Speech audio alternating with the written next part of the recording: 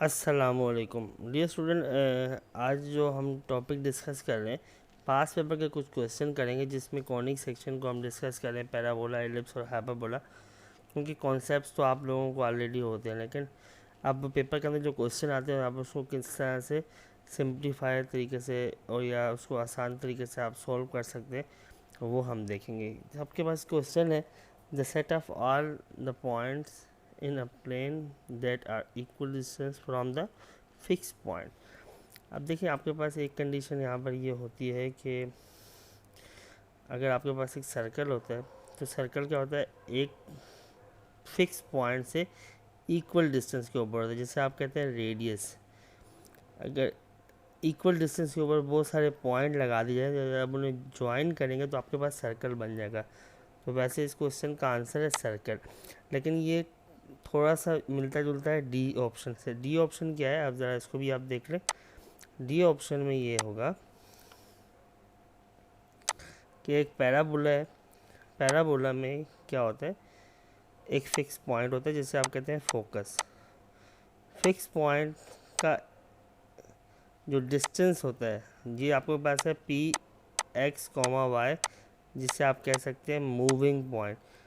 ये moving point जो होता है पैराबोला का, ये मूव कर रहा होता है जैसे सर्कल का मूव कर रहा होता है।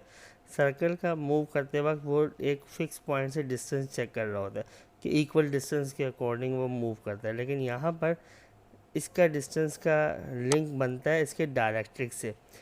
अब फॉर एग्जांपल इस पॉइंट से डायरेक्ट्रिक्स का डिस्टेंस और इस पॉइंट से फोकस का डिस्टेंस जो है वो सेम होगा।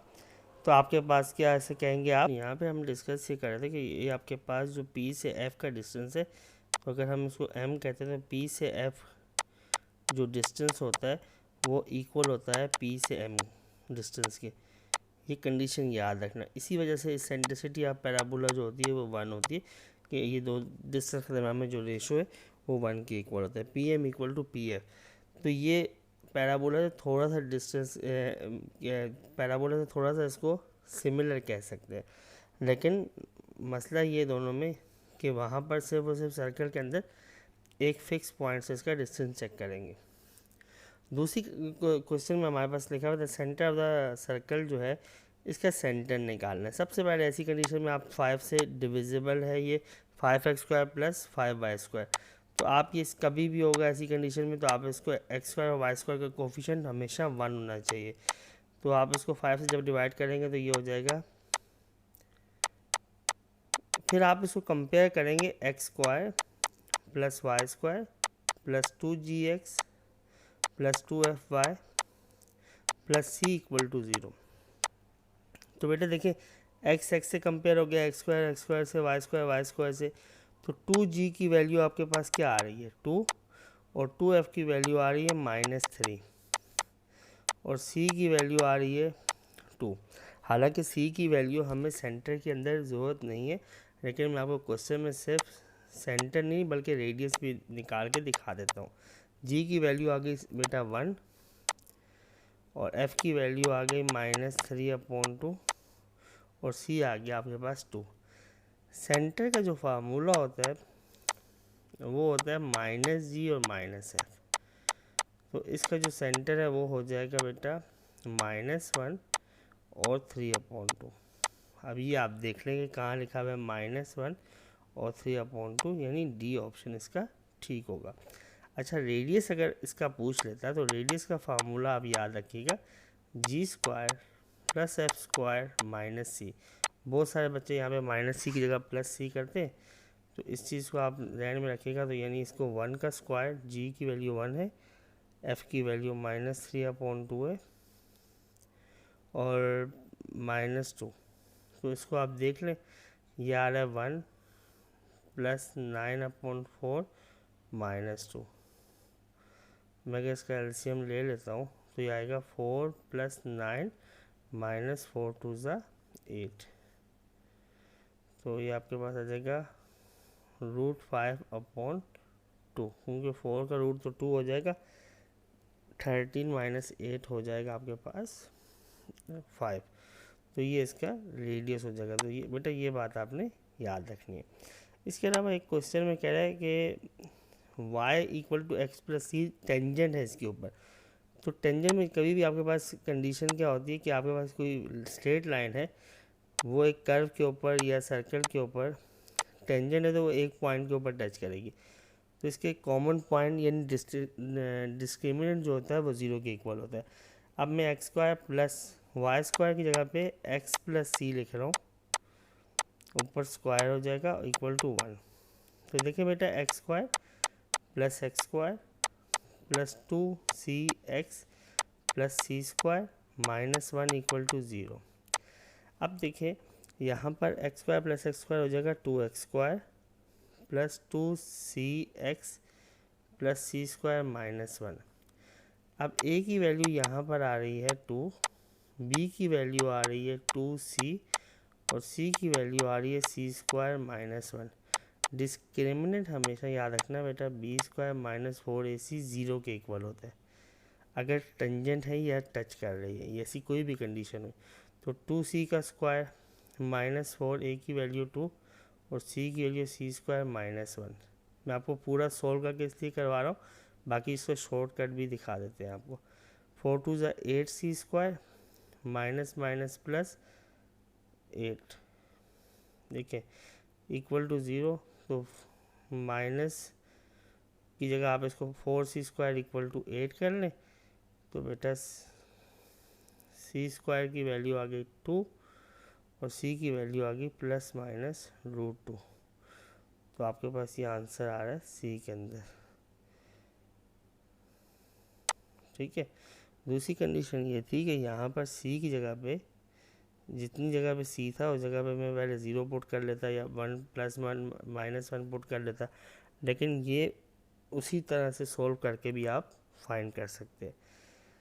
दूसरी क्वेश्चन में लिखा हुआ है which of the following is not the value of eccentricity. Eccentricity की कंडीशन याद रखिएगा, e equal to 0 circle, e equal to 1 parabola, e equal 1 से लेस और 0 से ग्रेटर। अगर आपके पास 0 से ग्रेटर है और 1 से लेस है यानी पॉजिटिव वैल्यू होगी, लेकिन इसमें आप कहेंगे ये एलिप्स है। और अगर एसेंट्रिसिटी जो है वो ग्रेटर देन 1 हो जाती है तो आपके पास हो जाएगा हाइपरबोला। अब मसला ये है कि यहाँ पर एसेंट्रिसिटी कभी नेगेटिव नहीं हो सकती। 1 पॉसिबल है, 0.5 एलिप्स की होती है पॉसिबल है, √2 हाइपरबोला की होती है पॉसिबल है, लेकिन एसेंट्रिसिटी कभी भी -1 नहीं हो सकती, ये पॉसिबल नहीं है। तो इसलिए आपका ऑप्शन होगा ए। नेक्स्ट क्वेश्चन है the focal chord which is perpendicular to the axis of parabola is called. Directrix होगा या लेटर सेक्टम होगा या टेंजेंट होगा या माइनर एक्सिस होगा। एक बात आप याद रखिएगा, ये अगर ये फोकस है, अब डायरेक्ट्रिक्स उससे पीछे यहाँ पर होता है, ठीक है। अगर इस फोकस के ऊपर एक लाइन है जो फोकस से पास हो रही है और परपेंडिकुलर है, इसे आप बोलते हैं लेटर सेक्टम, ठीक है। वैसे अगर ये परपेंडिकुलर नहीं होते तो फिर तो एक कोई भी लाइन हो सकती है, लेकिन यहाँ पर जो लेटर सेक्टम है वो बिल्कुल सही है। टेंजेंट वो लाइन होगी जो इस कर्व को किसी एक पॉइंट के ऊपर टच करेगी, और माइनर एक्सिस और मेजर एक्सिस यहाँ पे पैराबोला में होते नहीं है। The vertex of the parabola, देखिए बेटा वर्टेक्स का फार्मूला क्या है, x माइनस एच का whole square 4a y - k। इस कंडीशन में h और k वर्टेक्स होते हैं। अब यहाँ पर क्या वैल्यू लिखी हुई है b, तो ये h की वैल्यू b हो गई और k की वैल्यू यहाँ पर क्या लिखी हुई है +c लिखी है। तो यहाँ पर फार्मूले का होता है माइनस, तो इसका मतलब है -c होगा k की वैल्यू, तो इसलिए ये आंसर आ जाएगा। तो b और -c आंसर कहीं लिखा हुआ नज़र आ रहा है, बिल्कुल b ऑप्शन के अंदर नज़र आ रहा है। The length of the letter सेक्टम क्या होता है, देखिए बेटा याद रखना एलिप्स के अंदर और हाइपरबोला में लेंथ ऑफ द लेटर सेक्टम जो होता है वो होता है 2b² upon a। Length of the letter सेक्टम होता है 2b² अपॉन ए। यहाँ पे मॉडुलस का साइन है यानी ये पॉजिटिव रखना है। अब b की वैल्यू क्या है और a की वैल्यू क्या है, ये बहुत इंपॉर्टेंट क्वेश्चन है। x² डिवाइड में 4 करेंगे, 4y² अपॉन 4 करेंगे और 4 अपॉन 4 करेंगे। ये मैंने कहाँ से कर रहे हैं क्वेश्चन, इस जगह पे, क्योंकि ये 4 लिखा है, इसको 1 बनाने के लिए मैंने 4 से सबको डिवाइड कर लिया। जब मैं सबको डिवाइड करूँगा तो ये आ जाएगा x² अपॉन 2 का स्क्वायर, y² अपॉन 1 का स्क्वायर इक्वल टू 1। तो ये b है, क्योंकि a हमेशा b से बड़ा होता है एलिप्स के अंदर, तो ये a है। तो ये हो जाएगा 2b² का मतलब है 1 का स्क्वायर और a की वैल्यू है 2। तो इसके मुताबिक आपका जो आंसर आ रहा है वो आ रहा है 1। देखिए 1 यहाँ पे है, ये आपका आंसर हो जाएगा लेंथ ऑफ द लेटर सेक्टम। उसके बाद लिखा हुआ है एसेंट्रिसिटी। एसेंट्रिसिटी का फार्मूला होता है इक्वल टू c अपॉन ए, चाहे कोई भी कंडीशन हो। अब इस वाले क्वेश्चन में एसेंट्रिसिटी ऑफ द जो है डायरेक्ट्रिक्स की फॉर्म में लिखा हुआ है। डायरेक्ट्रिक्स का फार्मूला होता है, ये जो एलिप्स होता है ना, जिसमें कह रहे हैं y² अपॉन a², इसका मतलब है ये y² अपॉन a² है, तो major axis along y axis बनेंगे। ये बात आप याद रखनी है, क्योंकि y² के नीचे बड़ी वैल्यू, अगर x² के नीचे बड़ी वैल्यू होती तो major axis along x axis होते। जब इस तरह से पैराबोला बनेगा तो उसके डायरेक्ट्रिक्स कुछ इस तरह से बनेंगे। जब कोई डायरेक्ट्रिक्स x एक्सिस के पैरेलल होते तो याद रखना y equal to plus minus a upon e होता है, ठीक है। y equal to plus minus a upon e. अगर कोई पैराबोला अगर for example major axis along x axis होते, फॉर एग्जांपल यहाँ पर कुछ क्वेश्चन इस तरह से होता, ये वाली कंडीशन बन रही होती, तो पैराबोला के सॉरी हाइपर इलिप्स में जो डायरेक्ट्रिक्स है वो इस तरह से बनते हैं, ये y एक्सिस के पैरेलल है। जब कोई लाइन y एक्सिस के पैरेलल होती है x equal to plus minus a upon e, ये कंडीशन याद रखना। अब y वाली कंडीशन ये हो सकती है या ये हो सकती है, ये दो कंडीशन तो पॉसिबल ही नहीं है। फिर a अपॉन ई यहाँ नज़र आ रहा है, यहाँ पे b अपॉन ई, तो ये आपका राइट आंसर है, यानी 31 का आंसर हो जाएगा आपका b। जी स्टूडेंट, अब देखिए सेम वैसा ही क्वेश्चन यहाँ पर आ गया। यहाँ में कह रहा है y equal to x plus c है, तो आप बताएं टेंजेंट है इसके ऊपर, तो y की वैल्यू अगर हम यहाँ पर पुट कर लेते हैं तो ये हो जाएगा बेटा x प्लस सी का whole square minus 16x equal to 0। ये हो जाएगा x² plus 2cx plus c² minus 16x equal to 0। x² plus 2c minus 16x, क्योंकि इन दोनों में x कॉमन है, और प्लस c² इक्वल टू 0।